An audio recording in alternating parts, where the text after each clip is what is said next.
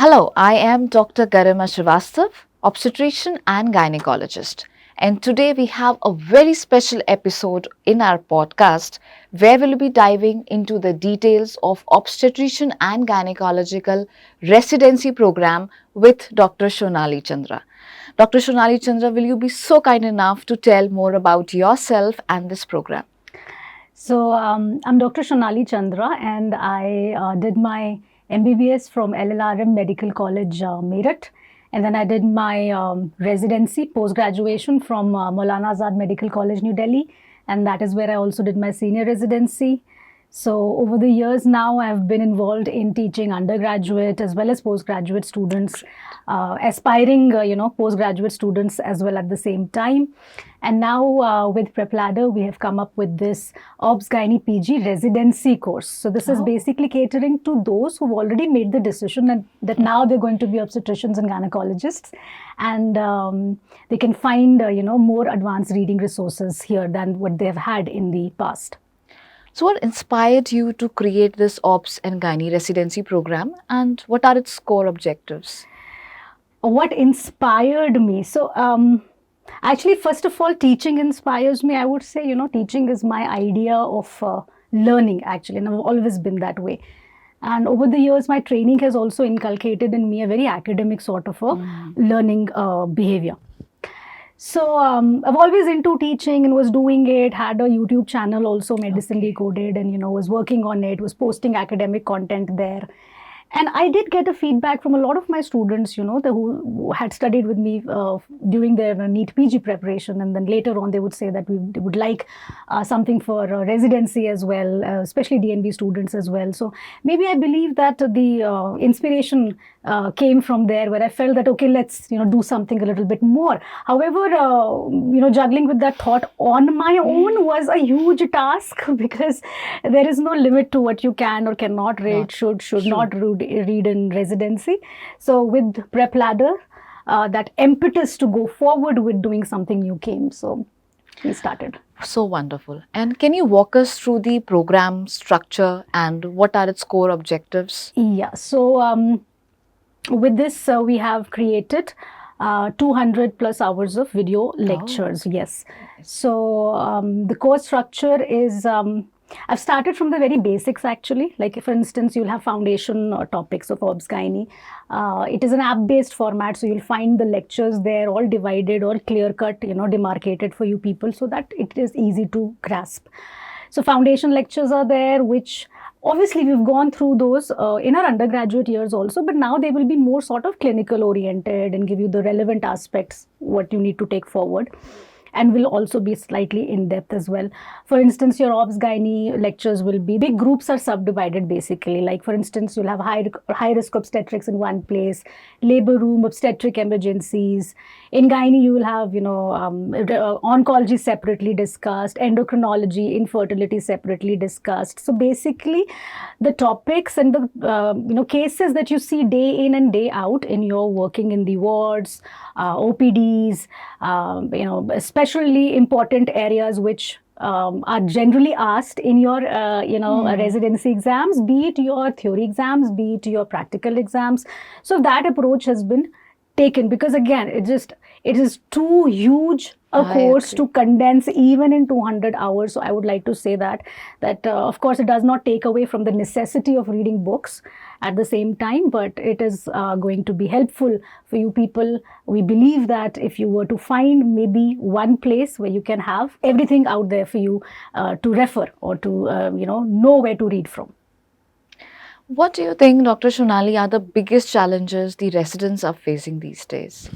Biggest challenge that the residents are facing these days. Now, sometimes I feel older when you ask me this question, because it is like our times and then current times. So is there a difference there and everything? So I would say, yes, it is a challenging branch, because again, I mean, we've all been through it. It's an emergency branch. It's an emergency branch. Always an emergency. The biggest kick for me in this branch was it would give you the medical aspect as well as the surgical aspect at the same time. And I loved obstetrics and gynecology. That was my reason for choosing the branch.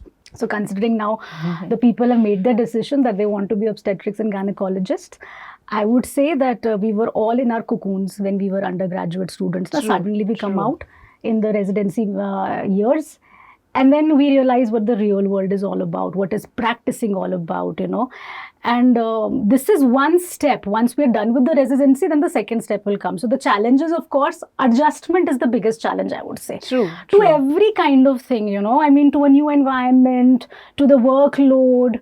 Most of our problems or most of the challenges that we face are more systemic in nature rather than any personal. Of course, we all have our own personal issues at the same time. Also, we're dealing with life.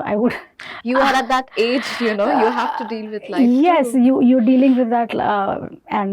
So that is the challenge that we face.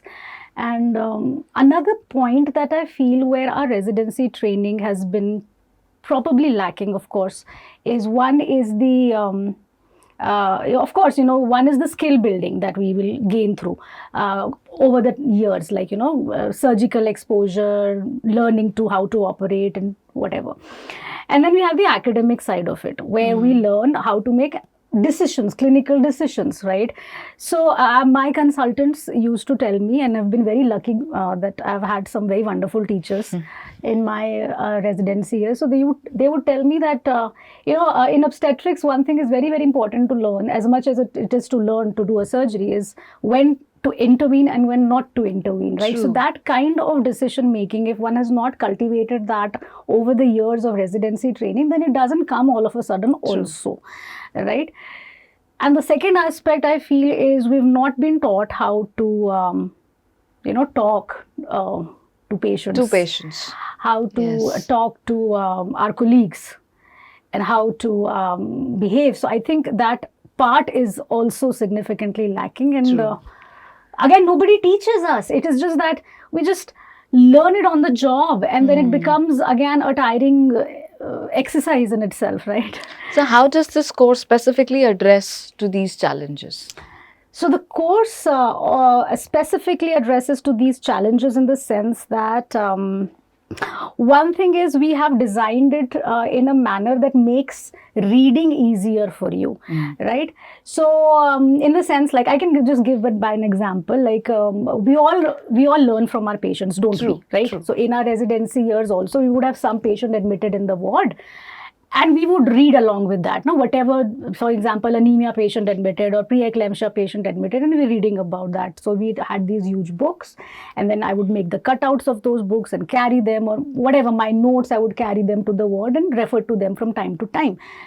And now with this app, you would have the advantage of maybe, obviously just opening your phone and looking at it any time that you want to, in the middle of the night, in between calls, in between duties, whenever you have free time, while you're sipping coffee or tea or whatever. So it is the ease of, looking at the content, which is going to be better here. Other than that, yes, of course, the course has been structured in a manner where I've taken care to give you the most condensed idea about a topic, right? Because for the time that I've been working on this course, I've been reading and working as if it is my final year post-grad, exam. That's amazing. Again, I've relived that time, reading and everything. So again, so the idea is that when you read through a topic, it gives you the very basics. It gives you bullet points that will help you maybe attempt a long answer question. So the format is also, in residency exams, it is a subjective paper, right? Yes.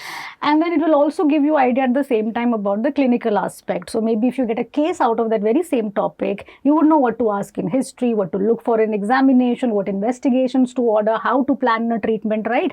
Because ultimately, at the end of the day, we all know na ke guidelines can be scary. Really scary. They are scary, I mean. And different guidelines talking differently. Exactly. And then we are at a loss as to what do we do? So there are certain things that we're practicing routinely day in and day out. And then, of course, you have to justify your answer. So that kind of exercise, it is more of like a question and answering exercise, even in the lectures. So try to condense it.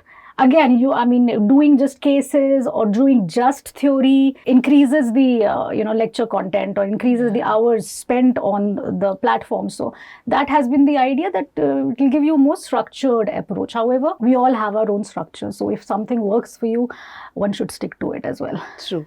What advice would you give to the doctors considering OBS-GYN residency? I think we should do this together. What advice should we be giving them? I think when you enter the OBS-GYN residency, it's a life-changing thing for you. So you have to be prepared beforehand. You have to take care of your health, physical health, mental health, be ready for all the emergencies that you are going to be facing.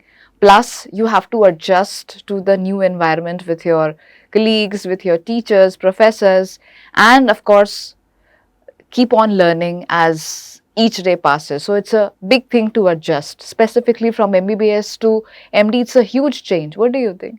I agree with you there totally. So there is an emotional and physical, requirement for this course. Yes. And talking from experience also, sometimes we all feel that it is only us who is probably, working that hard. But True. I would, over the years, I always used to feel, why our consultants have gone so mellow over the years. Have you noticed that? I'm sure you've noticed that. No, our response to the same sort of stress is a lot different. True. From what it was earlier. What Yes. it was earlier, right? So over the years also, I think that happens, that is what your profession, your branch, or practicing something day in and day out does to us. So I would like to say that it all evens out in the end. Yeah. For most. And the other thing is that so this is the part that you emphasized on, the mental health and the emotional health. Other than that, academically speaking, of course, I mean, I'm not unaware to the fact that first year you're just doing duties and you're doing the ward work and the file work. I mean, you're shadowing your interns also at the same time. So again, we've lived through that. Second year, you'll spend in your thesis. Some places, I think the thesis needs to be submitted in the third year. Yeah. So we, however, in Delhi, we submitted in the second year. So third year for us was left completely blank, in the sense that you could read as much as you would want. And again, you have to be also cautious about the idea that how things are in your own department, right? So one thing is that you should start early. And because it will take time and you will have your pace. So start early, make your notes, try to read standard textbooks, because that habit won't come back, honestly speaking. So go slow, because initially you will not have the time. But again, if you leave it at that, then 2 years will go by Just like in that. the snap of an instant. And that's my only suggestion, is just slow and steady wins the race. I think this is truly applicable here. True. Yeah. Thank you, Dr. Shonali, for sharing these insights. And for all our listeners who are interested in knowing more about the course, please find the link below. You can use the code OBGYN for you to extend the free trial for 7 days. Thank you. Have a lovely day.